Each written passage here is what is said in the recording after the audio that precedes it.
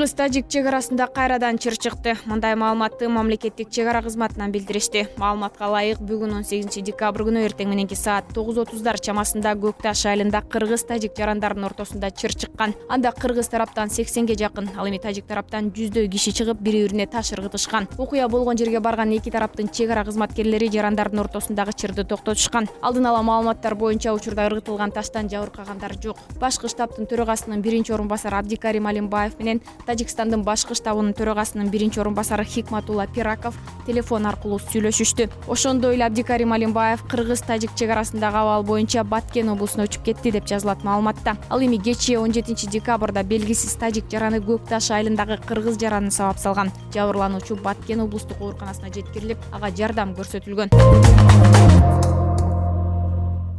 Балыкчы Желарык темир жол участогунда 8 жүк ташуучу вагон рельстен чыгып кетти. Бул тууралуу Кыргыз темир жолу мамлекеттик компаниясынын басма сөз кызматы билдирди. Учурда кырсыктын себептери такталууда жана темир жол кыймылынын калыбына келтирүү боюнча иш-аракеттер жүрүп жатат. Кыргыз темир жолу ишканасынын маалыматына караганда кырсыктан жапа чеккендер жана жабыркагандар жок. Кырсыкка байланыштуу Балыкчы Желарык темир жол участогу убактылуу жабылды. Өзгөчө Кырдаалдар министрлиги поезд көмүр ташып баратканын, окуя болгон жерге Ички иштер министрлигинин кызматкерлери, аскерлештирилген өрт куткаруу бөлүмүнүн бир бөлүм тартылганын маалымдады.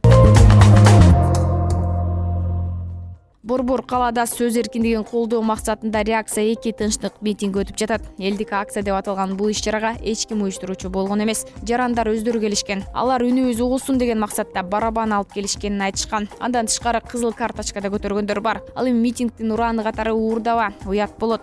Тарых бүгүн жазылып жатат деген жазуулары бар кагаздарды алып чыгышкан. Тынчтык акциясынын өтүшүнө бир тууган Матраимовдордун жалпыга маалымдоо каражаттарына карата доо арызы себеп болду. Жалпы доо суммасы 60 миллион сом. Эске салсак, буга чейин 25 ноябрда Бишкектеги Ала Тоо аянтында реакция жарандык акциясы өткөн. Анын катышуучулары Райым камалсын, уруулардын орду түрмөдө, реакция реалдуу реформалар жүргүзүлсүн деген ураандарды чакырып, бийликтен коррупция менен күрөшүүнү, жемкорлорду камоону талап кылышкан.